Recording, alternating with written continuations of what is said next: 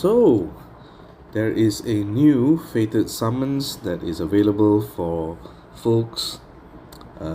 This is what happens basically when you do pulls from different portals, and you get for every pull that is not a 5 star, it adds up to this tally right here. So you can see at above it's 19 over 100 right now, which means I have done 19 pulls where I did not get a 5 star. Now note that this bar only goes up if you do pulls from where you can obtain a 5 star hero. So examples would be like the current Tower Summon, Ninja Tower Summon, Elemental Summon, or Seasonal Summon. So that does not apply to the Tower Troop Summons or the Daily Summons, because you don't get a 5 star hero from any one of those. So right now, what they have basically released, I think the previous one they released also followed something of a similar pattern. What they have was basically, if I'm not mistaken, it was season 2. Season 2 heroes at the bottom row, and then hero of the months as the second and third rows, and then season 1 heroes as the first row. So I think the highlight here is going to be if you're a player that doesn't do that many pulls, maybe in the course of this 164 to 165 days, maybe you can only get about, say, maybe 1 or 2 pulls. Basically what I'll be talking about would be what heroes you would prioritize over others. So let's just have a look at what are the heroes available this time. So this time there are season 3 heroes that are introduced. So Gefion, Heimdall, Lord Loki, Sif, and Bera are available for season 3. Then season 2 you have Mitsuko, Atomos, Missandra, Inari, and Mok'ar. Hero of the months, you have Zimkita, Zelene, Raphael, Melosi, Grimble. And then season 1 you have Marjana, Horgal, Isarnia, June, and Quintus. So if you are a player, let's break it down to the different levels. Let's say if you're a player like somebody who spends a lot, then this list is definitely not too favorable for you. The only thing that you'll be looking at in this Fated Summons would be to basically have duplicates of certain heroes, in which you can have a duplicated offense team that you can use for in case you think that one offense team is really good against a certain defense, and you want to replicate that team, then you would choose something along the lines of maybe having Lord Loki here, which copies everything, which copies most of the skills except for Kalo, I think, and you can just put this in one of your offense teams. Other than that, I would say Grimble will be one that's really good for minion wars. It's currently lost its shine a little bit once the War of the Three Kingdoms was debuffed, not debuffed, I mean was nerfed, and it became a little bit more niche. Not to say that it's completely niche as when it was released before, but right now if you see a lot of you don't really see that much of Bera or War of the Three Kingdoms or Miriam's in the top tier meta right now. So it's definitely lost its shine a little bit. But if you're in the middle tier, or you're in a bit lower than that, then Grimble would be very interesting to use, especially going up against these summoner tanks. Because okay, let's look at Grimble before I continue. So destroy all minions from all enemies, deals 235% damage to all enemies. That's not what you care. All allies get a small amount of mana for each destroyed minion. So if you kill, like, say 5 minions, that basically accelerates slow speed heroes, average speed heroes to a level in which you can fire them quicker than just waiting for slow speed. Basically you need about four matches to do it. So I would say this is one of the most sought after hero of the months at the time where War of the Three Kingdoms were alive, like you're talking about Liu Bei, Sun Quan, Cao Cao. Those were basically heroes that you see a lot on defenses, even as well as the Santa family, like Mother North, Krampus, Pengi. It's basically a good counter against Pengi, this one. So it depends on your playstyle, obviously, but I think with this you can create a bit more fun teams. You're allowed, you're being able to use heroes like Ludwig, Alfred, Khufu in normal situations where you don't necessarily have to depend on getting four matches of that particular color, because let's face it, with the rate of how defenses are going right now and how fast paced and brutally punishing they can be, it's so difficult to get four matches right off the bat. It'll take a long time. If you're surviving that long, it means that the defense is probably not doing its job. And if you can get 4 matches, is either because the board is incredibly lucky for you. So I can see Lord Loki being one of the main ones, and then Grimble being another for spending players who spend a lot, who are able to fill this up within the first day or something like that. Also, if you carry forward your 100 pools from the previous Fated Summons, then Lord Loki or Grimble will be something that you can consider. The other ones I would consider after that would be heroes in which you have costumes for. So that's the one I'll be looking at. Like, for example, let me just look at it from my perspective. So I don't have Lord Loki, I don't have Grimble. So this is the first two that I'm picking. The next one that I'm going to pick is Gefion here, because I have the costume.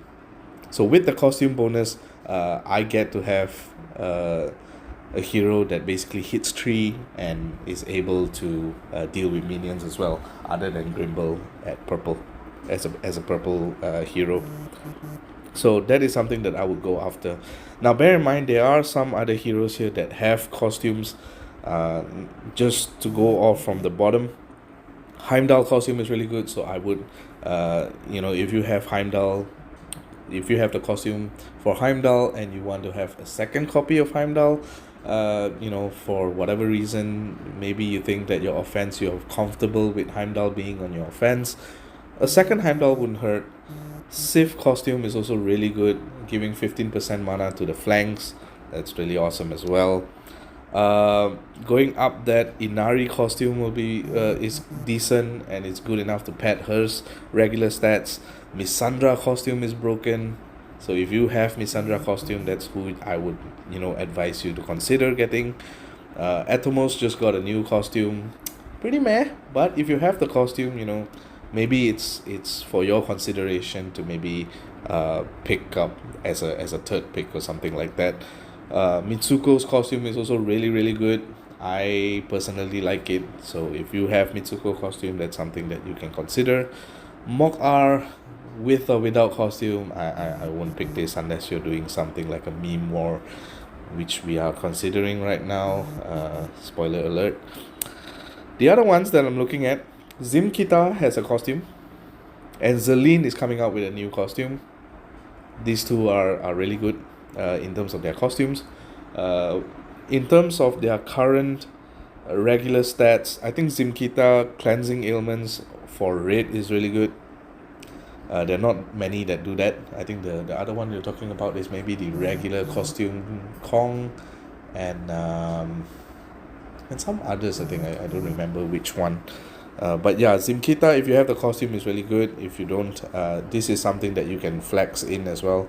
Fast speed, hits for decent amount of damage, gives attack up, cleanses ailments, and then you have the elemental link if you're playing something like mono raid, for example, and then that element link comes into play. Also the 2018 family, which gives her a bit more defense than what she requires. That's really good as well. Zelene, if you need a debuffer, a dispeller, then this is really good. Again, 2018 family, so should be quite decent as well. Raphael, I'm not so convinced. Melosi will be interesting against the current double limit broken Ludwigs. So since he's getting the taunt for 4 turns, right? So you can just use Melosi against him, and then he won't be able to cast his own taunt and give that mana generation to his flanks. For season 1, Marjana costume is a no-brainer. If you have Marjana costume, a duplicate Marjana wouldn't hurt. June, if you have the double costume, that's really good as well. Same applies to Quintus. Isarnia, I'm not so convinced about the double costume, but if you have her, and you want to duplicate, why not? Korkal as well. But I won't go all in just to get season 1 heroes. You might want to get hero of the months that you have missed, season 2 heroes that you probably won't pull much from that portal, and then the season 3 as well.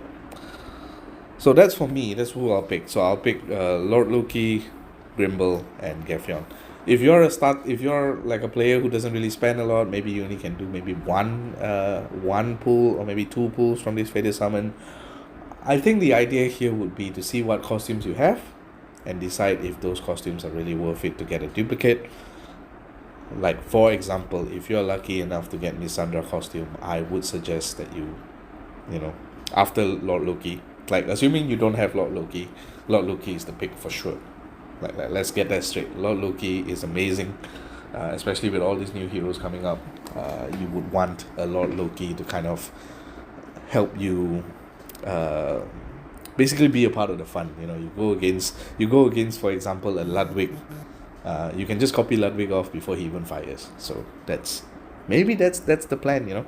But yes, Lord Loki for me would be the number 1 pick if you are regardless of where you are, actually, honestly. If you're spending or you're not spending that much, I think Lord Loki is a solid pick.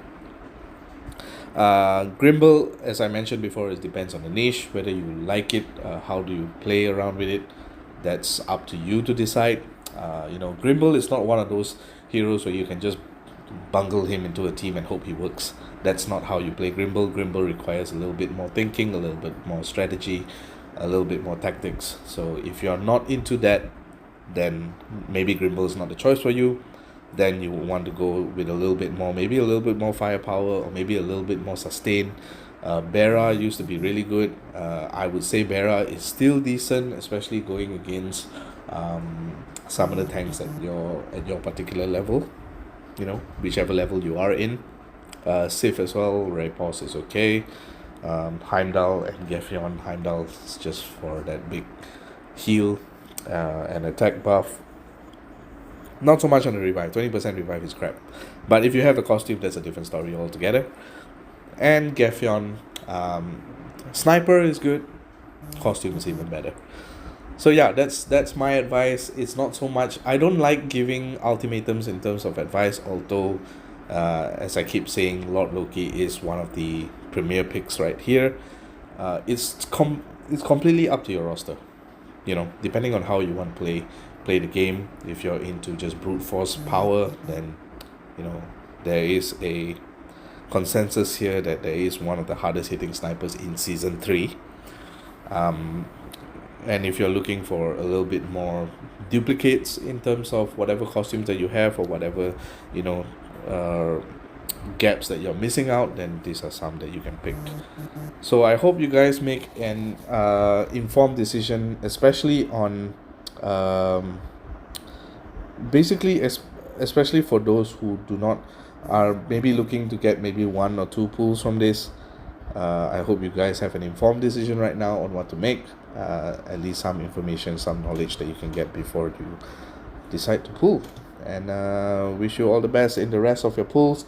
Obviously, these Fated Summons, if you're doing a lot of pulls and you're not getting luck anywhere else, at the very least, after 100 pulls you can get a 5-star guaranteed. So enjoy the Fated Summons, enjoy your game. I'll see you guys next time. GG.